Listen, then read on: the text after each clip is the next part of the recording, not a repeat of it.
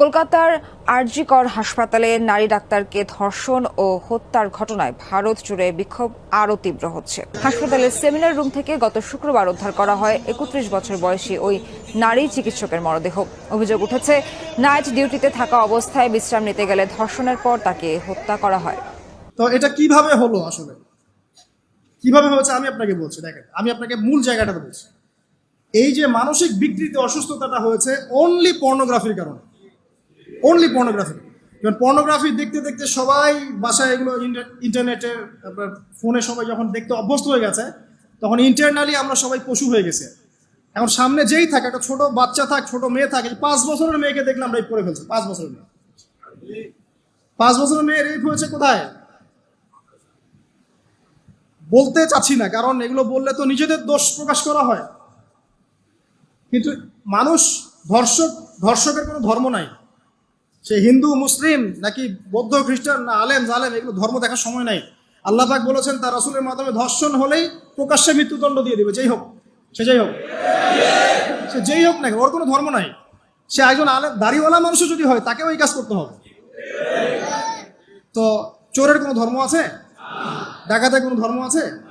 তো মিডিয়া আবার টেকনিক্যালি দেখবেন ওইটাকে হাইলাইট করবে বেশি, বিকজ এখানে একটা সুযোগ আছে ইসলামকে ডমিনেট করার জন্য। কিন্তু সেম ঘটনা কিন্তু অনেক বড় বড় সেকুলার প্রতিষ্ঠানে ঘটেছে, ওগুলো কিন্তু আমরা হাইলাইট করতে দেখি না। এটা আমরা বুঝি ইন্টেনশনটা কি। তবে এখানে একটা বিষয় ক্লিয়ার করতে হবে যে পাপী যেই করুক তাকে শাস্তির আওতায় আনতে হবে। আল্লাহ পাক তৌফিক এনায়েত করুন বোঝার। এখন এমন একটা সময় চলছে, বাচ্চারাও এগুলো থেকে নিরাপদ না। 5 বছরের মেয়ে, 7 বছরের মেয়ে, কয়দিন আগে দেখলাম যে 2 বছরের মেয়ে, নাউজুবিল্লাহ, তার সাথেও নাকি এরকম ঘটনা ঘটেছে, এবং উত্তরবঙ্গেরই ঘটনা এগুলো। আর এগুলো শহরের চেয়ে এখন গ্রামে বেশি হচ্ছে। কারণ কি জানেন, গ্রামে তো আগে মানুষ এই উন্মুক্ত পোশাক আশাক দেখতো না খুব বেশি।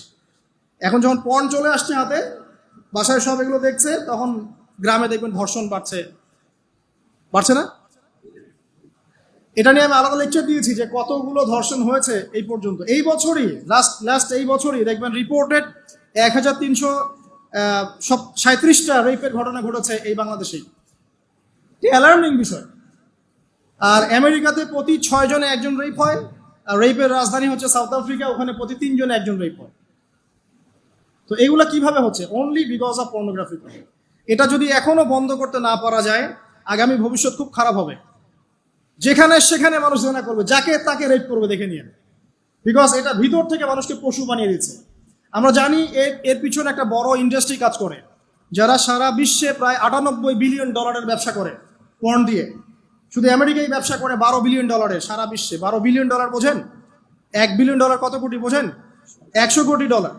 বিশাল একটা ইন্ডাস্ট্রি আছে, এর পিছনে টাকা কাজ করে, টাকা, অনলি টাকা। আর এখানে যা দেখানো হয় সবই ফেক, এগুলো কোনোটাই সত্য না। এটা শুধু একটা অভিনয়, আর কিচ্ছু না। তো এটা দিয়ে পুরো স্পেশালি মুসলিম যুবকদের ভিতরে এমন একটা পশুত্ব ঢুকিয়ে দেওয়া হয়েছে যে জেনা, ধর্ষণ, বেহায়াপনা এগুলো বাড়তেই আছে দিন দিন। এটা না কমানো গেলে এবং আইনের সুশাসন নিশ্চিত করা না গেলে ধর্ষণ কমবে না, জেনা কমবে না, ইফটিজিংও কমবে না, মেয়েদের অধিকার আর আদায় করা সম্ভব হবে না। এটা আমার মত। বাকিটা আপনারা ভেবে দেখেন। আপনারা অনেক বিজ্ঞ মানুষ আছেন, ভেবে দেখেন কি করলে এগুলো কমবে। যদি না ভাবি, আল্লাহ পাক কি করবেন জানেন? একটা হাদিস বলি খালি। জাইনাব বিনতে জাহাশ রাদিয়াল্লাহু আনহা তিনি বলছেন, ইয়া রাসূলুল্লাহ সাল্লাল্লাহু আলাইহি ওয়াসাল্লাম, আনুহলিকু ওয়া ফিনা সালিহুন, আমাদের মধ্যে সৎ লোক থাকা অবস্থাতেও কি আমরা ধ্বংস হয়ে যাব? আমাদের মধ্যে সৎ যে অনেক ব্যক্তি আছে, তারা থাকলেও কি আমরা ধ্বংস হয়ে যাব? নবীজি বলছেন, নাআম, হ্যাঁ তোমরা ধ্বংস হবে। ইযা কাসরাতিল খাবাস, যখন নোংরামি, অশ্লীলতা, বেহায়াপনা বাড়তে থাকবে, আলেম জালেম সব ধ্বংস হয়ে যাবে। তা আমরা আমাদের স্বার্থেই কথাগুলো বলবো, কারণ আমরা যদি এগুলোকে প্রতিহত করতে না পারি, তাহলে আমাদের বাড়িতেও এই ফিতনা ঢুকে আসবে না? আসবে। দেখে নিয়েন। আল্লাহ পাক বোঝার তৌফিক এনায়েত করুন, আমিন। তো কওমে লূতকে আল্লাহ পাক কি করেছেন? সুন্দর বালকের রূপে এই জিবরাইল আর মিকাইল আলাইহিস সালামকে পাঠিয়েছেন। এখন লূতের লোকরা বলছে যে তোমার ঘরে যে মেহমান দুজন এসেছে, ওদেরকে আমাদেরকে দাও। নাউজুবিল্লাহ। বুঝতে পারেন নাই? তোমার ঘরে যে দুজন মেহমান এসেছে, ওই দুজন মেহমানকে নিতে এসেছে। লূত আলাইহিস সালাম বলছেন যে আমার হাউলাই বানাতিন কুনতুম ফাইলিন, তোমাদের যদি বিয়ে করার ইচ্ছা থাকে, আমার মেয়েরা আছে, তাদেরকে বিয়ে করা প্রয়োজনে। একজন নবী তার মেয়েকে বিয়ে দিতে যাচ্ছেন, একজন নবী তার মেয়েকে বিয়ে দিতে যাচ্ছেন, তাও তোমরা এই পথে যেও না। তখন এই কওমে লূতের লোকরা বলছে, তুমি খুব ভালো করে জানো হে লূত আমরা কি জন্য এসেছি। তখন তিনি বলছেন, আলাইসা মিনকুম রাজুলুন রশীদ, তোমাদের মধ্যে কি একজনও ভালো মানুষ নাই? এরপরে আল্লাহর আযাব আসলো। লূত আলাইহিস সালাম এবং তার স্ত্রী চলে যাচ্ছেন। তার স্ত্রী কিন্তু আবার ইমানদার ছিলেন না, সে পিছনে ফিরে বারবার দেখছে। নূহ আলাইহিস সালামের স্ত্রী যেমন ইমানদার ছিলেন না, লূত আলাইহিস সালামের স্ত্রীও তেমনি ইমানদার ছিলেন না। নবীর স্ত্রী হওয়া সত্ত্বেও তারা কিন্তু জাহান্নামে যাবে, নাউযুবিল্লাহ। তো এই লূতকে ধ্বংস করলেন আল্লাহ পাক, কওমে লূতকে এভাবে ফেরেশতার পাখা দিয়ে ওই পুরো জায়গাটাকে উঠিয়ে নিয়ে মাটিতে আবার ধসিয়ে দেওয়া হচ্ছে। এই জায়গাটা এখন নিদর্শন হয়ে আছে। জর্ডানের পাশে দেখবেন ওই যে ডেড সি, একটা মৃত সাগর আছে না, ওইটা ছিল সেই জায়গা। এখানে সাদুম গোত্র থাকতো, সাদুম, এই কওমের নাম ছিল সাদুম। এরা সমকামী ছিল। এখন আপনার জন্য আমার নসিহত হচ্ছে, নবী সাল্লাল্লাহু আলাইহি ওয়াসাল্লাম বলেছেন, আমি শেষ জামানায় আমার উম্মতের উপর কিছু বিষয় ভয় করি, যে এগুলো আমার উম্মতের মধ্যে ঢুকে যাবে, আমি আশঙ্কা করে ঢুকে যাবে। কি কি বিষয়?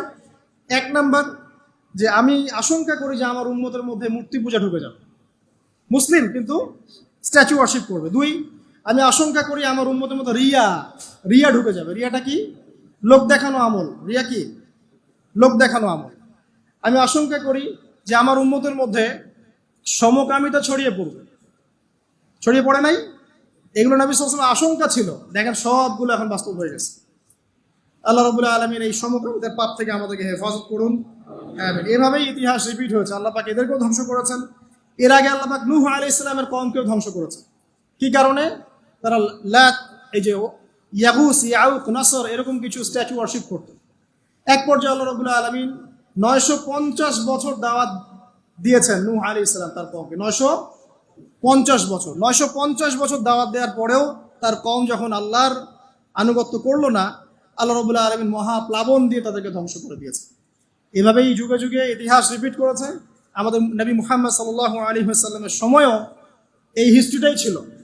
আবু জাহেল, আবু লাহাব, উতবা, শাইবা যারা ছিল, তারা মূলত সমাজটাকে দ্বিখণ্ডিত করে ফেলেছিল, খণ্ডে খণ্ডে ভাগ করে ফেলেছে। ডিভাইড অ্যান্ড রুলের মতো সমাজে সুদ ছড়িয়ে দিয়েছিল, জেনা ছড়িয়ে দিয়েছিল, পরকীয়া ছড়িয়ে দিয়েছে এবং শিরিক ছড়িয়ে দিয়েছে এবং গোত্রীয় হানাহানি চলছিল।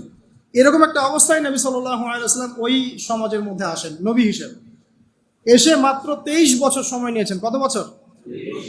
মাত্র 23 বছর। আমাদের তো সমাজ সংস্কারের শতাব্দী পার হয়ে যাচ্ছে।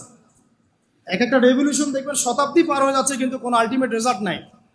নবী সাল্লাল্লাহু আলাইহি ওয়াসাল্লাম 23 বছর সময় নিয়েছেন, মাত্র 23 বছর। এই 23 বছরে কোরআন এবং হাদিস এই দুটোকে হাতে নিয়ে নবী সাল্লাল্লাহু আলাইহি ওয়াসাল্লাম সমাজের প্রত্যেকটা জাহিলিয়াত উপর থেকে সরিয়ে দেন নাই, শেকড় থেকে উপরে ফেলেছেন। তবে তিনি যখন ইসলাম প্রতিষ্ঠা করে দিয়ে চলে গেছেন, খোলাফায়ে রাশেদার যুগ চলে গেছে, তারপর উমাইয়া খেলাফত এসেছে প্রায় 100 বছরের মতো, পরে আব্বাসীয় এসেছে প্রায় 550 বছরের মতো, আস্তে আস্তে ফাতেমিরা এসেছে, ওদিকে কর্ডোভার, স্পেনে আন্দালুসিয়া উমাইয়া শাসন ছিল, ওসমানীয়রা এসেছে। এভাবে ইতিহাস চলেছে দীর্ঘদিন, প্রায় 1400 বছর। শেষ পর্যায়ে গিয়ে নবী সাল্লাল্লাহু আলাইহি ওয়াসাল্লাম কিছু ভবিষ্যৎবাণী করে গেছে, যখন শেষ জামানাগুলো আসবে তখন দেখবে তোমরা সমাজে সুদটা ছড়িয়ে পড়বে বেশি, জেনা ছড়িয়ে পড়বে, পর্ন ছড়িয়ে পড়বে। পর্ন কথা তো তিনি বলেন নাই, বলেছেন অশ্লীলতা ছড়িয়ে পড়বে। এখন আমরা বলছি এটা পর্নোগ্রাফি। তিনি আরো বলেছেন সময়গুলো সংক্ষিপ্ত হয়ে আসবে, মানুষের হঠাৎ মৃত্যুর পরিমাণ বেড়ে যাবে, অনেক কিছু বলে গেছেন।